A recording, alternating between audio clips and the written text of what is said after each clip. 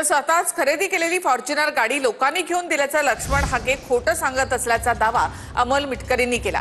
परभणीमध्ये लक्ष्मण हाके नव्या फॉर्च्युनर गाडीसह दिसले होते। ही गाडी आपल्याला परभणीच्या राणी सावरगाव इथल्या ओबीसी बांधवांनी दिली असा दावा हाकेंनी केलाय। तर ओबीसी चळवळीसाठी गावागावात पोहोचता यावं यासाठी कार गिफ्ट मिळाल्याचा दावा हाकेंचा आहे।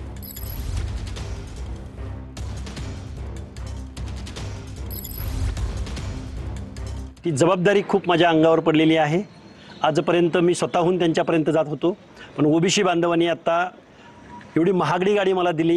ही चळवळ कुठेही थांबली नाही पाहिजे। कुठल्याही गावात गाडी विना किंवा कुठल्याही अडचणी विना त्या ठिकाणी कुठलीही अडचण येऊ नये अशा भावना त्यांच्या त्या गाडी देण्यामागे आहेत। आणि ही ओबीसीचं आंदोलन आणि चळवळ कुठेही थांबणार नाही आणि ही खरं तर माझ्यावरची खूप मोठी जबाबदारी आहे। अहो, जो माणूस स्वतः गाडी घेऊन लोकांना सांगतो म्हणजे आपल्याला भुलवतोय की मला जनतेने गाडी दिली आणि गाडीत बसलाय पट्ट्यानं ते हवेत गेलंय, त्याच्यामुळं त्यानं त्याच्या गाडीचं पासिंग बदलावं, त्याच्या मेंदूवर जरासा काहीतरी परिणाम झालाय। तो ओबीसीचा नेता नाही। पहिली काहीतरी टीका करायची, मग थोडी पब्लिसिटी मिळते, आता काही नाही उरलं, आता अजितदादा टीका करायची।